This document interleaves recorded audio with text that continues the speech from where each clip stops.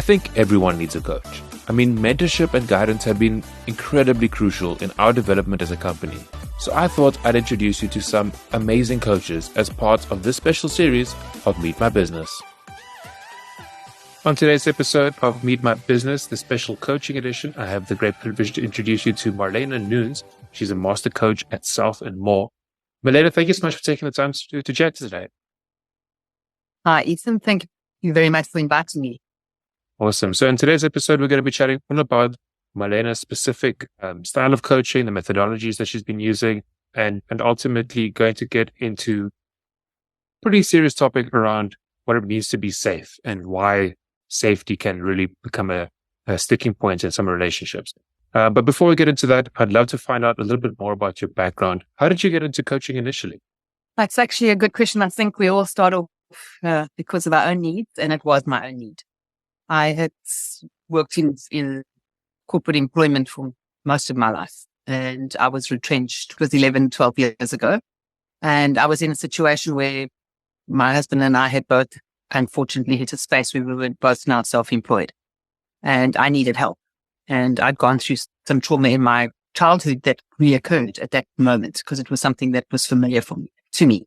And I went along and I wanted to visit a coach and get some help. And then they suggested that perhaps I do the course instead because of the juncture I was in my life. And for the cost I was going to pay for coaching, I might as well do the course, which I did. And I think it was into the third day, I realized that this is not only about me. This has got more to do with me learning to help myself, to help others. And I've never looked back. I've just continued to learn more about myself and therefore enable others. So I think that ties then into, I don't know what the right term for this, the style of coach, the type of coach. I feel like there has to be a way to phrase this, but the kind of coaching that you do is specifically, you describe yourself as a trauma sensitive coach. Can you elaborate more on what that means? It's about that understanding that, for me, it was about understanding what it is that I needed specifically, because for me, the various methodologies that we use in coaching it's unique. We bring a uniqueness to it with ourselves, with our own personalities. And for me, learning to understand that I was not my trauma, I was something else. I then realized that clients were coming to me and we could deal with emotion and we could deal with the mental stuff, but there was a little bit more to it. There was something else happening. And that's where the trauma sensitiveness came in, because I actually learned then that I need to do something else to add to this, because people were able to move through things, but still coming back. So getting stuck in that recurring pattern all the time. And that's where I brought in trauma release exercise, TRE. I'm an advanced TRE provider. And so that's just, in a nutshell, combining a physical movement, which I teach clients how to do it for themselves so that they can power themselves, literally, when they're feeling tense or stressed or angry, or instead of letting that erupt into a relationship. And then from there, we can work through the coaching way of getting them to realize their goals, or at least find their purpose.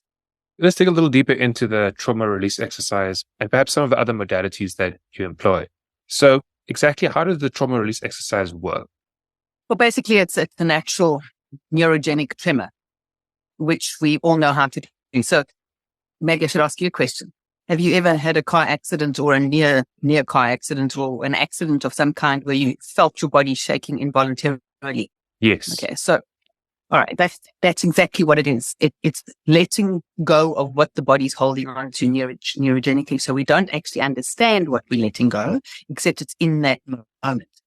But what happens to us is, as humanity, we get taught, a little child falls off a swing, a well-meaning mother or parent or caregiver picks the child up and, oh, please, and rocks it so that it doesn't shake, and all of that kind of stuff we get. In my days, it was sugar water or something to calm you down, which actually is not the body's natural way. The natural way is to release. We can see it with animals, where if an animal is in a situation where it's fearful in some way, dogs often, with terriers, when there's thunderstorms and that, they start shaking. It's a way we release. So that sounds like I induce some kind of shock, which I don't when I work with clients. It's a series of exercises that literally just fatigues the bigger muscles in the body. The ones that get fatigued by running or doing planks in the gym or wall sits. So we have a series of simple exercises that can be adapted to any body frame or any body fitness level or situation. And our bodies then start gently releasing. A subtle, gentle tremor for some. And in that way, we manage to allow our nervous system, because that's all done unconsciously, our nervous system, autonomically, should I say, our nervous system finds a state of homeostasis instead of being in a fight and flight all the time.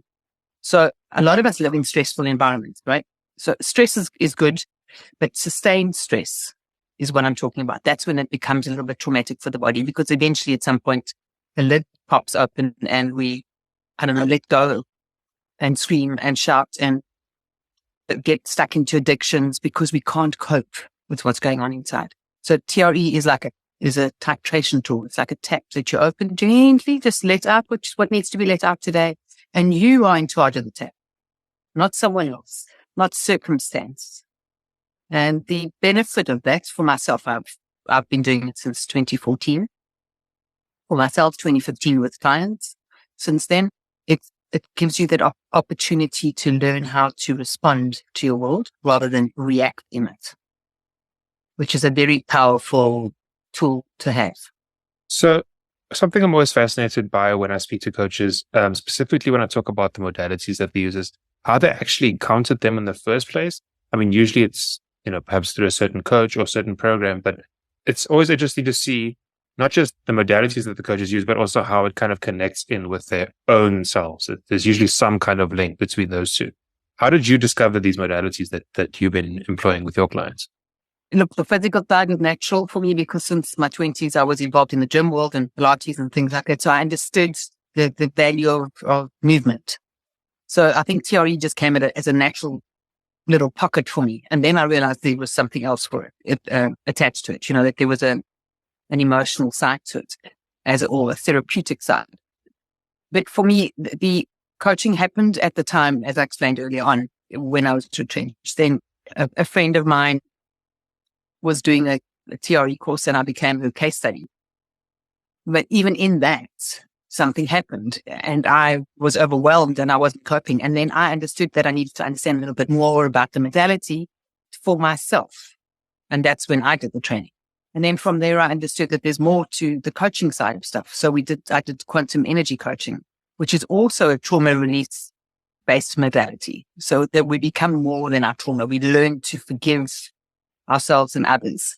It's once you open up your eyes, you start seeing. So if you walk around with blinkers, you've got this way of looking, this focused way of looking. But when you start opening up, then all these other things come. And that's basically how I've lived my life. That when a modality has sunk in for me on a deep level, another one will come.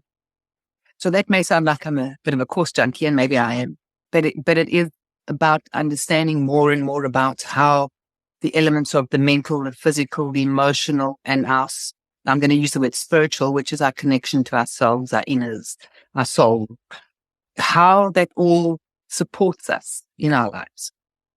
And for me, the next step is always, how can I put it together? So it's like baking a cake, I guess. Not that I'm a baker, but it's like baking a cake. We put all the ingredients in and you get something that you really feel like you could share with the world. And that's how I look at the modalities that are under my wing. And there's been many that I haven't mentioned, but they've all come into it. Even color can be part of it. The way we associate colors in our lives. These things just pop up in my life, and there's no such thing as coincidence or synchronous. And I guess when you have space in your life, you kind of see them in the distance sometimes, but when there's space in your life or when you've finished internalizing one, then it's time to start exploring the others. But I can imagine it's quite a journey to discovering and employing all of these modalities. So now we understand a lot more about Marlene, how she became a coach, the modalities that she's been using. So when Marlene and I spoke in our pre-chat, we were having a discussion around what is a topic that Marlene is specifically interested in, or a kind of recurrent issue that perhaps comes up with her clients. And the topic of safety came up and what it actually means to be safe in the first place, because victims don't typically feel safe, and people in that situation tend to have a lot of issues in their relationships. Firstly, what does it actually mean to feel safe? Well, that's a very subjective answer I'm going to give you, because for me, what makes me feel safe is that I'm in control. For different people, it represents differently because it depends on our experience. The thing is with all the modalities that I work with, and most coaches actually, because the basis of our work with our clients is to build rapport. And you can't build rapport with someone if they don't feel safe. So another word I'm going to use, which they build on one another, is trust. Because the trust factor comes into safety very much. So if you can imagine living in a world where you are petrified of everyone else around you because your life and your world feels unsafe, then when you go home at night, you close your door and actually your life is actually more unsafe than safe. It might be easier for you to be outside than inside. So some of us live in those realities where going home is not actually our safe place. So I could say to you that being safe feels like going home, but it might not, because that's what I'm saying. It's a very subjective thing. It's what it feels like for you to be at home in your own body, to become completely comfortable, but not to be hiding away and cowering in the corner, to be able to connect with yourself without feeling fear of everyone or your environment around you. And there's ways to create that, really simple ways, irrespective of where you are. And we can test it if you like. If you want to just put your feet flat on the ground, and let's assume that it's your right-handed, left-handed, doesn't matter. Take the hand that feels right, comfortable for you, put it on your heart. And we're just going to breathe in and out. This is not a breathwork session. Just allow yourself to breathe in and out. Actually feel your chest opening and closing. So if this was a session, if we were working together, I'd ask you to close your eyes and perhaps just imagine or feel the back of your chair, having your back behind you, feel your feet on the ground, what your body actually feels like to be supported in that chair. And then allowing yourself to disconnect from me, connect, either look down or close your eyes and just feel what it feels like. The weight of your hand on your chest as you breathe in and breathe out. And then maybe to answer your own question,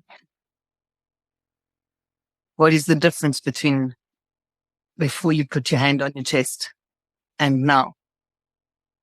For you, does it feel any different?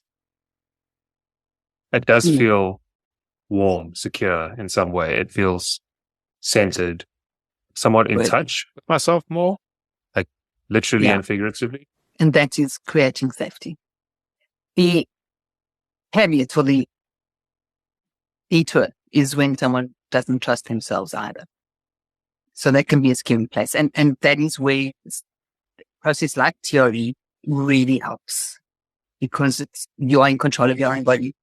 You are working with your own body. I'm not doing anything to you. I'm just creating a safe space. And that's one of the things I do. It doesn't matter what modality I work with.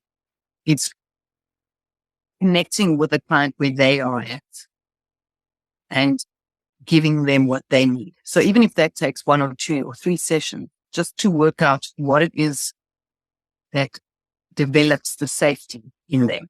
What do we need to sweep out of the room for them to feel safe? Victims don't typically feel safe. People with a huge amount of trauma don't typically feel safe. So I guess my question is, how do you then help them feel safe? I know you had this exercise, you said you worked in the sessions, but how does that actually show up for someone who's had been a victim and has a huge amount of trauma? So it would be literally asking them, what is it that you need to feel safe right now in this room? What can you do? And they'll tell you, I'm not comfortable here. I don't like the chair. I don't feel safe here with you in the room. And it could be walking outside. It could just be they want to be outside. It could be they're not comfortable in the house that they're working in. So often when I work online, that's something I'm really, really aware of, is I will have a pre-session with the client to make sure that when we do work with the environment that they feel safe. Because going back to the word victim, and although I'm not fond of using it, it is something that people associate with. A victim is normally a somebody that's been suppressed, I guess, in one way or the other by someone else, by the bully or the perpetrator. So if you are in that victim space and not able to empower yourself, you might not even know what safety means to you. So it's literally building blocks. And that's by breaking down the physical barriers so that the person can learn how to communicate. So in a case like that, where someone is a real, sitting in a real victim space and they literally are living in a life that they're being traumatized still, and it's ongoing. The one thing that I would make sure of is that they have also somewhere else to go. Because if we work through the safety and you might be sending them back into a space where they're not going to have that heightened awareness of when things are not safe for them. Because the only reason we become victims is because someone has created that unsafety, I suppose one could call it, that space of fear. So we live in fear, in the fight and flight all the time. What happens is with someone that's gone into that victim space every day of their lives and it compounds, becomes like a frozen robot, so to speak. Like someone that literally just goes through the motions. So a person at that stage would obviously, generally they have gone to some other kind of therapist in mainstream as well. And in situations like that, I would focus on the physical so that the body can learn to release so that they can find the safety for themselves, which may not be apparent in their home or in their relationship or in their workspace. So there's some kind of change that has to happen, but it's not like, okay, we're just going to cut the cord here and move across there because they're going to take that exact same psyche with them somewhere else. Because our nervous systems are geared to protect us. That way we like an animal. The only difference is we keep on looking for it. We keep on like, oh, it looks like, smells like, sounds like something that's happened before, where an animal can shake it off and move on. And that's the space I try and work in mostly with clients is to what else do you need to be able to move on from here? And that doesn't mean leave the relationship or leave the job. It's what is that person required responding to the environment. It's also a mentality that develops over time as well, the victim mentality. You've now defined yourself by your trauma or by your experiences, by being the victim. And then perhaps you even move into a completely different life stage and might be completely out of the situation that was victimizing you, but you still keep that identity with you. And I guess it's also about unpacking and trying to release that identity, change that. Exactly. But all of that starts with, I want to release this. And the general thing is, I don't want to live like this anymore. So can you help me? I don't want to live like this anymore. Well, I can only help you if you want to help yourself. Because I don't do anything for the client. I just create that space for them. But the thing is, you'll hear of people going through relationships where they've been abused and it goes from one relationship to the next. And you're like, what on earth is going on with this person? The thing is, when we get caught up in a whirl like that, the majority of people don't understand what's going on. And it's because we create that reality for ourselves. So the one thing about being a victim is if once we can flip that switch with time or instantly, it depends on the person. But when we're able to work through it and flip the switch into I'm a survivor, then I have a very different way of looking at life. Because when I'm a survivor, I can bring things in that feed my soul rather than the things that drain my soul and I become dependent on that. Often you'll find that also where and I don't like to be sexist in this, but because I'm a female, it's going to come from a subjective perspective. But where I can remember women when I was growing up, where they never left home because that was what they were there to do. And that's okay. That was their choice. And the thing is, that's it. It's the choice that creates the differentiation from I'm a victim, or I actually chose to live like this. Because when we learn that we choose things in our lives, we make choices daily, you choose everything. The minute you make that distinction between I am a victim or I actually have a choice here, only then can you change your life. And that goes for every single one of us. Because then the next step is a choice, and the next step, and the next step. Everything is a choice. I think also over time, this gets to the point where people start to understand moving from a place of reaction to response. This is what we discussed previously as well. I myself, after some severe traumas I had in the past for a long time, was just within myself, just constantly reacting to everything around me and never actually taking a step back and responding with what kind of feels like my true self, my true intent. How do you help people get to that point? It's about identifying what your true intent is or your true purpose is in the beginning. So understanding, because a lot of us we lose our identity, actually. Let's use the word where trauma becomes a factor in our lives. We do lose our identity because you've given something of yourself over to someone else or something else. So it's reestablishing your identity. Who are you really? So who is Ethan? And asking, so what else is Ethan? And who else is Ethan? And eventually the identity starts to build. And then a client, you can see it. So that aha moment, actually, I am all of those things. It's like handing the banner over, here you go. This is who you are. You just weren't able to see that because the mirror that you were looking in was a little bit tainted because of your space and your past. And that a lot of us do that, right? We bring the past into here and then go into the future instead of just understanding who you're right now in this very, very moment in this space. The other thing I'm possibly going to say is that the reason I understand this a little deeper on a personal level is also because I've been in a space of feeding into every addiction that I could ever have had. And I got myself into trouble with alcohol because I didn't want to face who I am or who I could be because I was too afraid to be that. So that's the other thing. The one is where we allow ourselves to be small or victimized or react to the world because of what we've gone through. Or the other is I can see a much bigger picture, but I'm too scared of that because what happens if I stand in that? Who am I actually going to be? So the coaching that I work with is to work with both those dynamics and help the person through the emotional fear and understanding where that could actually be a driver as opposed to something that halts you, that prevents you from moving forward. Amazing. You've genuinely shared some incredible insights to us today, Marlene, and legitimately touched on quite a few things from my past that I feel like I need to start addressing in my own ways as well. So unpacking that trauma is going to be incredibly important. But that being said, if somebody would like to get a hold of you or perhaps work with you, how do they do so? Yeah, so obviously the website, which is www.selfandmore.co.za. If you're on Instagram, it's under my name, except it doesn't have the accent. So it looks like Marlene Nunes Coach.